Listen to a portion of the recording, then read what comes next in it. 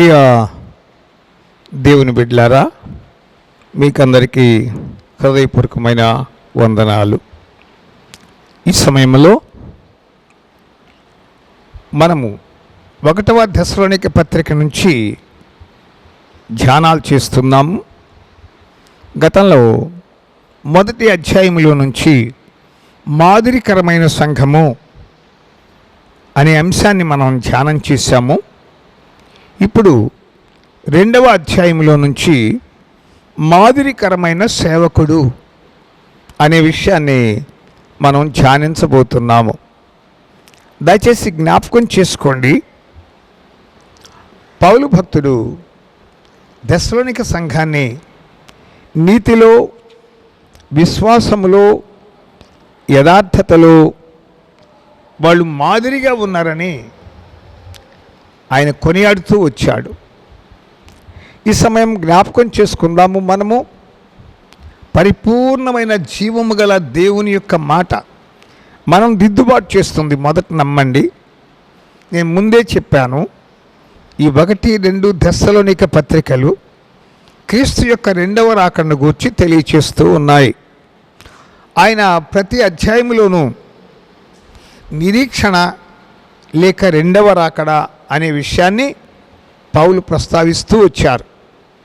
చూద్దాం. 2వ అధ్యాయంలోకి వచ్చి చూస్తే, మరి 2వ అధ్యాయము 1 నుంచి 3 వచనాల వివరణలో పౌలు మొదటిగా అంటున్నాడు, మేము సంఘం కొరకు, ఆత్మల రక్షణ కొరకు పడిన ప్రయాస వ్యర్థము కాలేదు అంటున్నాడు.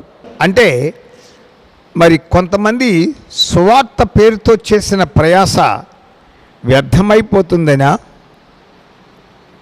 వ్యర్థముగానే ప్రయాసపడుతున్నారా కొందరు?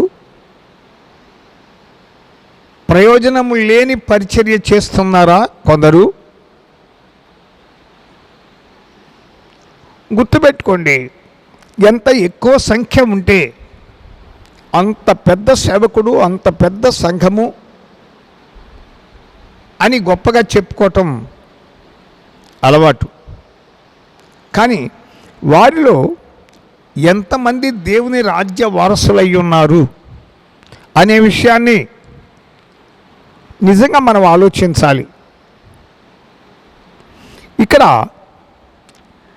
మా ప్రయాస మీ విషయమై వ్యర్థం కాలేదు.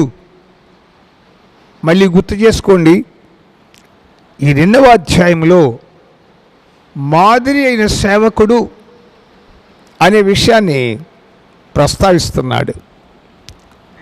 దేవుని వలన ఎంచబడిన వారము అంటాడు 3వ వచనంలో. నిజమైన సేవకుడు, అతని యొక్క గుణము, గుణలక్షణాలు, పిలుపు పొందిన దైవ సేవకుని యొక్క క్యారెక్టరిస్టిక్స్ ఇక్కడ పౌలు రాస్తున్నాడు. అందులో మొదటిది, దేవుని వలన మేము ఎంచబడిన వారము. కొందరేమంటున్నారంటే, నేను దేవుడు పిలవలేదు అంటున్నారు. చాలామందిని అంతే అంటున్నారు. వారికి లోకరీత్యా ఎడ్యుకేషన్ పెద్దగా లేదు, అందగాళ్ళు కాదు, ఐశ్వర్యం కూడా లేదు. లోకంలో చాలామందికి ఉన్నవి కొంతమంది సేవకులకు లేవు, ఇప్పుడు కూడా లేవు. కానీ వారు దేవుని చేత ఎంచబడిన వారు అనే మాట వ్యతిరేకం లేకుండా వినాలి. ఈ 1 దెస్సలోనిక పత్రిక 2వ అధ్యాయంలోని 3వ వచనంలో పౌలు తన గురించి తాను చెప్తున్నాడు. ఎందుకంటే అది మాదిరి అయిన సేవకుని యొక్క సాక్ష్యం. నన్ను దేవుడు పిలిచాడు. కొంతమంది పామరులు, పల్లెటూరి వాళ్ళు, మీరు చదువు లేని వాళ్ళు, మీరేం సేవ చేస్తారనే వాళ్ళు కూడా ఉన్నారు. నిజము, అది నిజమే, అందులో సందేహం కూడా లేదు. కానీ అపొస్తలుల కార్యముల గ్రంథము 4వ అధ్యాయం 13వ వచనంలో పేతురు, యోహానుల వల్ల ఆ శృంగార అనబడే ద్వారం, దేవాలయపు ద్వారం దగ్గర కొంతకాలంగా అడుక్కుంటున్నటువంటి వాడిని వారు ప్రార్థన ద్వారా లేవనెత్తారు కదా. అప్పుడు కూడా వాళ్ళు పామరులే అంటున్నారు. 13వ వచనంలో రాయబడిన మాట ఏంటంటే, వాళ్ళు విద్య లేని పామరులే, కానీ వారు యేసుతో కూడా ఉండిన వారని జనులు గ్రహించిరి.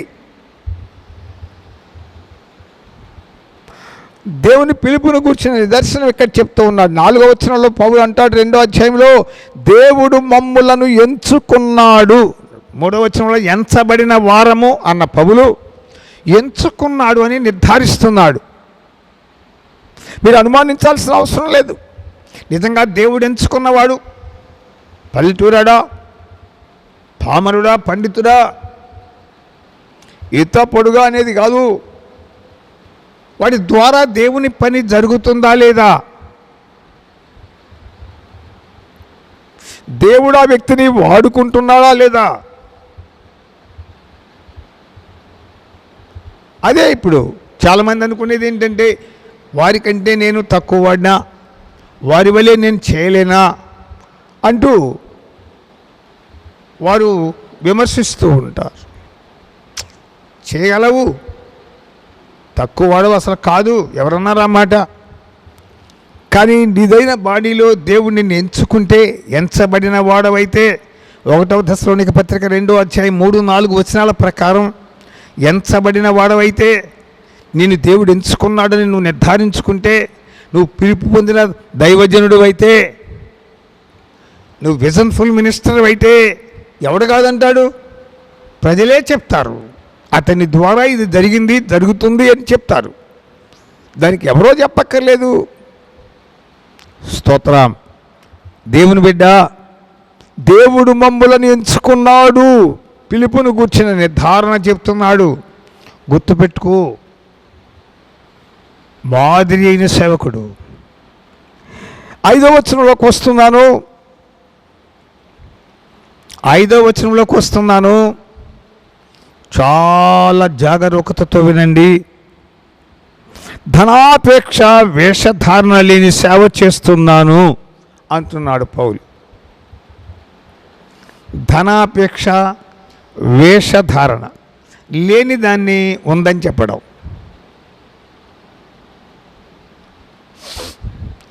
ఉన్నదానికంటే ఎక్కువ చెప్పడం, ప్రతి చిన్న విషయానికి డబ్బును ముడిపెట్టడం. డబ్బు లేకుండా ఏ పని జరగదు, ఎవరికి జరగదు ఈ లోకంలో.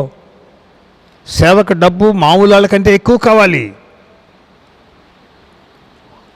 డబ్బు అవసరం లేదని కాదు, కేవలం డబ్బును సంపాదించుకునే ఉద్దేశంతో సేవను, ఆత్మల సముపార్జనను పట్టించుకోకుండా ప్రయత్నం చేయటం మేమెప్పుడూ చేయట్లేదని పౌలు చెప్తూ ఉన్నాడు. ఎందుకనంటే ప్రతి చిన్న విషయంలో కూడా మేము జీవము గల దేవుని దగ్గర లెక్క చెప్పాలి, లెక్క చెప్పాలి, లెక్క చెప్పాలి అంటున్నాడు. అదే 4వ వచనంలో ఏమంటాడో తెలుసా? మేము మనుషులను సంతోషపెట్టే బోధ చేయట్లేదు, దేవుని మాత్రమే సంతోషపరుస్తాము. 1వ సమూయేలు గ్రంథం 16:7లో ఏమన్నాడు దేవుడు? నేను మనుషుల పైరూపాన్ని కాదు, హృదయాలను లక్ష్య పెడతాను అన్నాడు. అందుకని సమూయేలు యెష్షయి కొడుకుల్లో ఎవరిని చూచి ఇతడే అనుకుంటా దేవుడు ఎంచుకున్నవాడన్నా దేవుడు ఒప్పుకోలేదు. ఎందుకంటే ఆయనకు బాగా తెలుసు. యోహాను సువార్త 2:25 ఏమని చెప్తుంది? ఆయన అందరి హృదయాలు, అందరి ఆంతర్యాలు ఎరిగిన వాడు కనుక ఎవరి గురించి ఆయనకు సాక్ష్యం ఇయ్యనక్కర్లేదు. నువ్వు ఎవరిని గురించో చెప్పాలనుకుంటున్నావా దేవుడికి? ఆయనకు తెలుసు. లేదు నీ గురించి నువ్వు గొప్పగా చెప్పాలనుకుంటున్నావా? ప్రజలు వింటారేమో నాకు తెలియదు, కానీ దేవుడు దాన్ని వినడు, లక్ష్య పెట్టడు.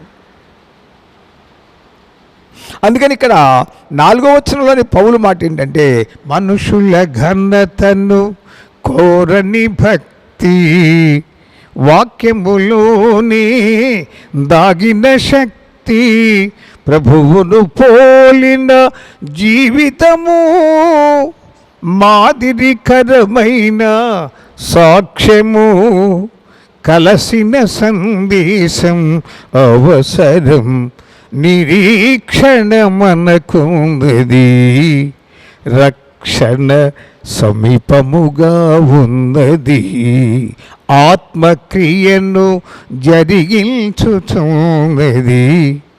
ప్రార్థన ఫలించబోతున్నది, నూతన ఫలములనివ్వబోతున్నది, నిరీక్షణ మనకున్నది, రక్షణ సమీపముగా ఉన్నది. హల్లెలూయా! రక్షణ సమీపముగా ఉంది. అనేకులు రక్షించబడబోతున్నారు, ప్రభు పాదాల ముందు ప్రణమిల్లబోతున్నారన్న నిరీక్షణ మనకుంది. పరిశుద్ధాత్మను క్రియ జరిగిస్తూ ఉన్నాడు. మన ప్రార్థన ఫలించబోతూ ఉంది. అనేక ఆత్మలు ప్రభు పాదాల ముందు ప్రణమిల్లబోతున్నాయి. హల్లెలూయా! చదవండి, ఇక్కడ అంటున్నాడు, దేవుని సంతోషపెట్టు బోధ. దేవుడు మమ్మల్ని ఎంచుకున్నాడు, దేవుని చేత మేము ఎంచబడిన వారము. తర్వాత చూడండి, 4వదిగా ధనాపేక్ష లేని, 5వ వచనంలో అంటాడు, ధనాపేక్ష లేని, వేషధారణ లేని అమూల్యమైనటువంటి యొక్క మాటలు అన్నమాట. అంత గొప్ప జీవము గల దేవుని మాట. నిజమైన సేవకుడు, మాదిరి అయిన సేవకుడు చెప్తున్నాడు. ఇప్పుడు చూద్దాము, 6వ వచనంలోకి వద్దాము. అధికారం మాకుంది, మనుషుల మీద అధికారం ఉంది. మనుషులను వారి లోపాలను సమర్థించే వారిని ఖండిస్తూ, పాపాన్ని ఖండిస్తూ, పరిశుద్ధతను బోధిస్తూ, పరిపూర్ణులుగా చేసి దేవుని రాజ్య వారసులు అవ్వాలి. మీరు ఈ వంకర త్రోవలు మీకు పనికిరావని చెప్పే అధికారం మాకుంది. కానీ ఎలా చేస్తున్నాం మేము? 7-8 వచనాల్లో అంటున్నాడు 2వ అధ్యాయంలో, చంటి బిడ్డను తల్లి గారవించున్నట్లుగా చేస్తున్నాము. ఓర్చుకుంటున్నాం. మీ తొందరపాటు, మీ ఆవేశము, ఆలోచించకుండా తుల్లిపడే మీ హృదయములోంచి వచ్చే మీ యొక్క వ్యతిరేక మాటలు ఉన్నాయే, వాటిని సహించుకుంటున్నాం. మిమ్మల్ని మేము శపించటం లేదు, దీవిస్తున్నాం.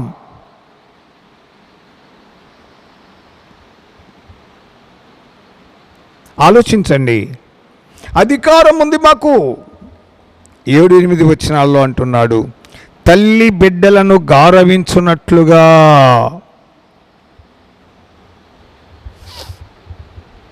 శపించట్లేదు, తొందరపడుతున్న వారిని శపించట్లేదు.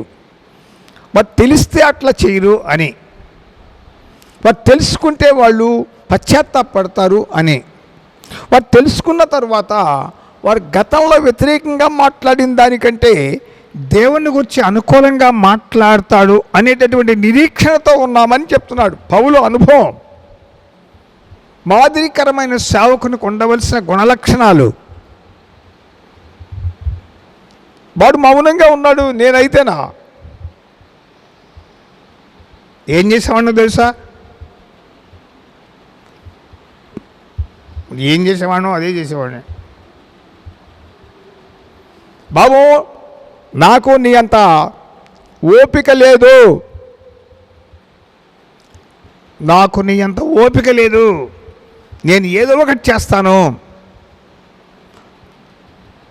నేను చేసే తీరుతాను, మనతో పెట్టుకుంటే అంతే, మీ అంత మంచాన్ని కాదు నేను అనేటటువంటి వారు ఉన్నారు. భక్తుల్లోనే భక్తాగ్రేసరులు వారు, అందరి చేత గౌరవాన్ని పొందేవారు, మన్నలను పొందేవాళ్ళు, పెద్దవాళ్ళు అనిపించుకునేవాళ్ళు. చంటి బిడ్డల్లా గారవిస్తున్నాము. వేషధారణ, ధనాపేక్ష లేకుండా కలిగిన దానితో, దేవుడిచ్చిన దానితో సంతృప్తి పొందుతూ ప్రభు పని చేస్తున్నాము అంటున్నాడు మాదిరికరమైన ఈ సేవకుడు. చూడండి, ఇక్కడ ఒక అద్భుతమైనటువంటి మాట మనము 9వ వచనంలో చూస్తున్నాం.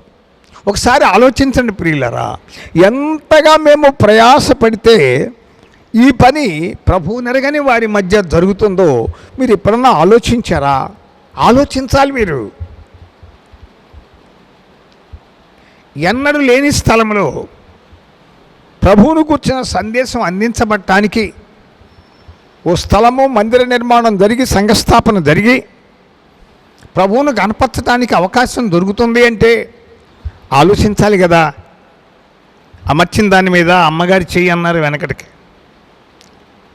ఎవడో ఏదో అన్నాడని కాదు, అక్కడ జరుగుతున్న పని ఎవరి తాతగారి సొమ్ము కాదు. ఒక దర్శనం పొందిన దైవ సేవకుడి ద్వారా, అతని కన్నీళ్ళ ద్వారా దేవుడు అతన్ని బట్టి అక్కడ జరిగిస్తున్న క్రియ అని ప్రతివారు గ్రహించాలి. దశలోనిక సంఘంతో మాట్లాడుతున్నాడు. మేము ఎంత ప్రయాసపడ్డామో మీకు తెలుసు కదా.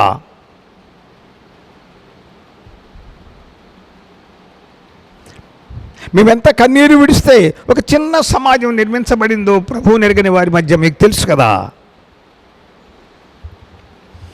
జీవము గల దేవుడి మీద ఆనుకుని ఒకసారి ఈ సువార్తను గుర్చిన దీని ప్రయాస, దీనిలో ఉన్న పోరాటమును గురించి ఒకసారి తెలుసుకోవాలని పౌలు చెప్తూ ఉన్నారు. గొప్ప మాట. ఎంత ప్రయాసపడితే ఈ పని జరుగుతుందో, ఇది పరిశుద్ధతపై ఎంతగా ఆధారపడి జరుగుతుందో. ప్రభువుని ఎరగని వారు కొద్దిమంది అయినా ప్రభు పాదాల దగ్గరకు వచ్చి కూర్చుంటున్నారు అంటే, సాక్ష్యం ఇస్తున్నారు అని అంటే, ఆరాధిస్తున్నారు అంటే, ప్రణమిల్లుతున్నారు అంటే చిన్న విషయమా? పరిశుద్ధాత్మ దేవుని క్రియ ద్వారా ఇది జరుగుతుందని మీరు గ్రహించండి. మాదిరికరమైన ఒక సేవకుడు చెప్తున్నాడు. దయచేసి చూడండి, ఇక్కడ 10-12 వచనాల వివరణ. దేవుని పిలుపుకు తగినట్లు నడుచుకోండి. కొంతమందికి దేవుని పిలుపు లేదు.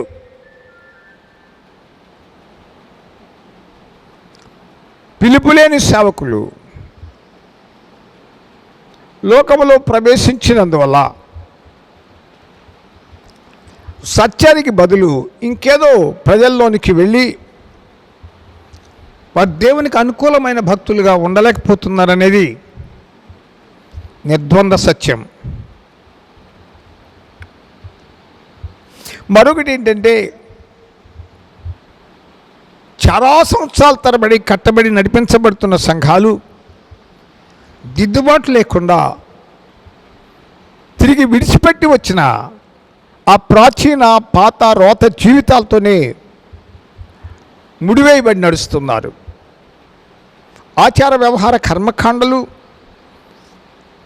ప్రజలను, ప్రభువుని ఎరగని వారిని కూడా సంతోషపరచవచ్చు. కానీ దేవుని బిడ్డ, దేవుడు నీ ప్రయత్నమును ఎంతవరకు హర్షిస్తున్నాడు అనేది నువ్వు ఆలోచించావా?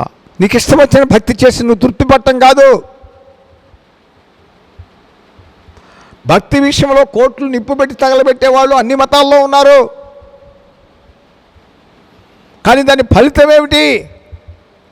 ఎలాంటి భక్తి చేస్తే దేవుడు నిన్ను అంగీకరిస్తాడో, తృప్తి పడతాడో ఒకసారి ఆలోచించాలి. ఇప్పుడు దేవుడు నీతో మాట్లాడుతున్నటువంటి ఈ మాటల వెలుగులో అమూల్యమైన సత్యం ఏమిటి ఉంది?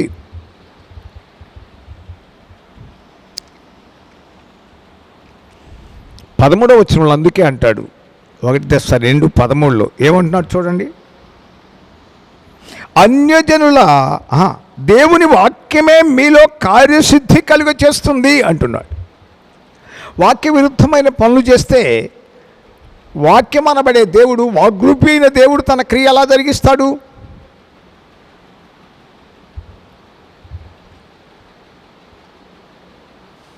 చేతిలో ఉన్న బైబిల్ ఉంది, అందులో ఉన్న ప్రతి అక్షరము దేవుడే.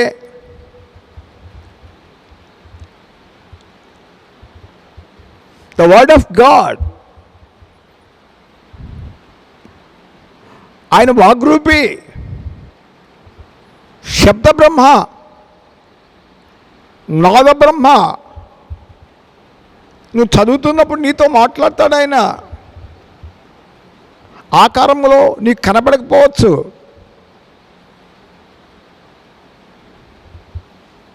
ఆయన తనకు విరుద్ధమైన దాన్ని ఎప్పుడు అంగీకరించడు.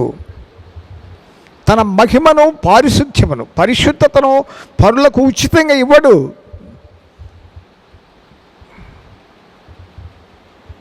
ఆయన రోషం గల దేవుడు. ఆయన అంగీకరించే వారి విషయంలో వెన్నుకాచి ఉంటాడు.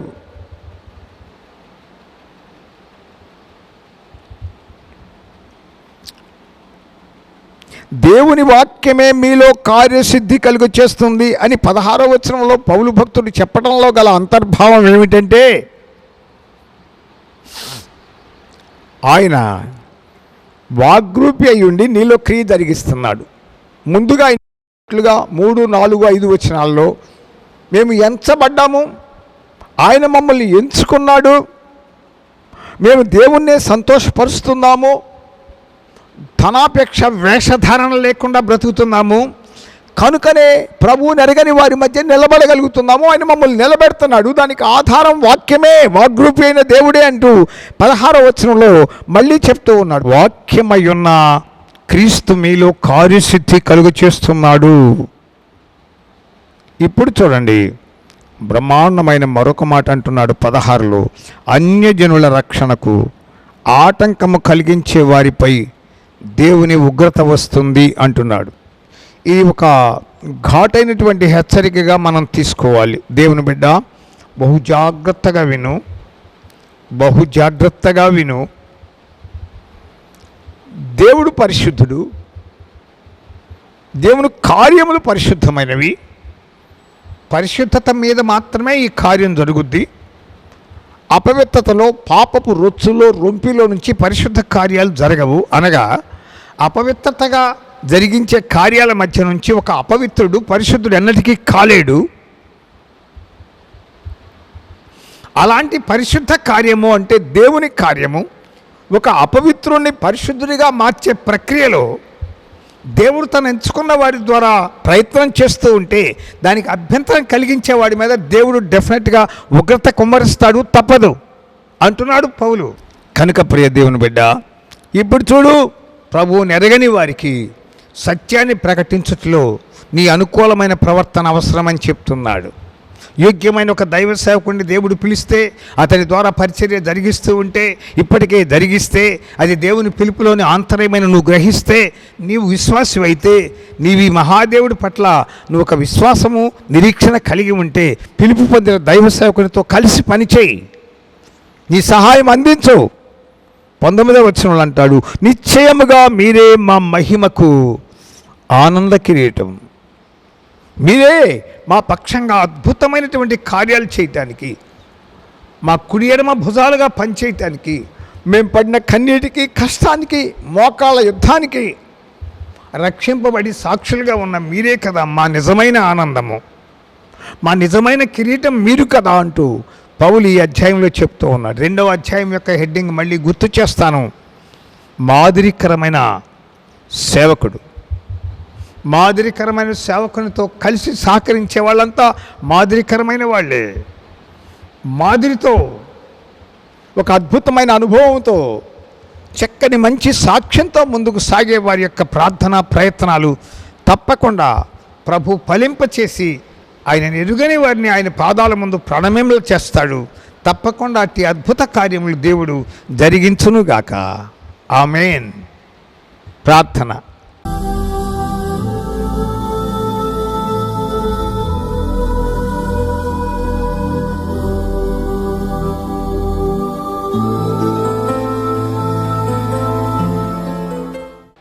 ప్రేమగల తండ్రి, ఈ 2వ అధ్యాయంలోని మాదిరికరమైన సేవకుడు అనే అంశంలో ఎలాంటి యోగ్యత కలిగి పరిచర్య చేయాలో, అలా యోగ్యులైన పిలుపు పొంది ఎంచుకుని ప్రత్యేకమైన తరహాలో ప్రభువుకు మహిమకరంగా ప్రయత్నించే సేవకుడు, వారి సమాజం ఎంతో విస్తరిస్తుందని, వర్ధిల్లుతుందని, ఎరుగని వారి హృదయాల్లోనికి సత్యాన్ని పంపించగల సామర్థ్యం కలిగి ఉంటుందని, తద్వారా ఈ సంఘం విస్తరించి నాయన మరి విశాలపరచబడుతుందనే సత్యాన్ని మాకు తెలియచేసినందుకు వందనాలు. దర్శనం పొందిన సేవకులు వారి సంఘ బిడ్డల సౌజన్యంతో, సహకారంతో ఈ గొప్ప పరిచర్యను కొనసాగించి జయాన్ని పొందినట్లు చేయమని యేసుక్రీస్తు నామములో ప్రార్థిస్తూ ఉన్నాము తండ్రి. ఆమేన్. ఆమేన్. దేవుని బిడ్డలారా, మరి ప్రతి ఆదివారము రేపల్లె 8వ వార్డు చింతలపూడి వారి వీధిలో మర్నాథ విశ్వాస సమాజం ప్రార్థన మందిరంలో ఆదివారం ఉదయం 10 గంటలకు, శుక్రవారం సాయంత్రం 6:30 గంటలకు, రెండవ శుక్రవారం సాయంత్రం 6 నుంచి 12 గంటల వరకు పవర్ నైట్లో ప్రార్థన, రెండవ ఆదివారం సంస్కార పరిచర్య ఆరాధనలో జరుగుతుంది. తప్పకుండా పాల్గొని ప్రభు దీవెనలు పొందండి. ప్రేమతో మిమ్మల్ని ఆహ్వానించేవారు మరనాథ విశ్వాస సహవాసము, రేపల్లె 8వ వార్డు. ఆమెన్.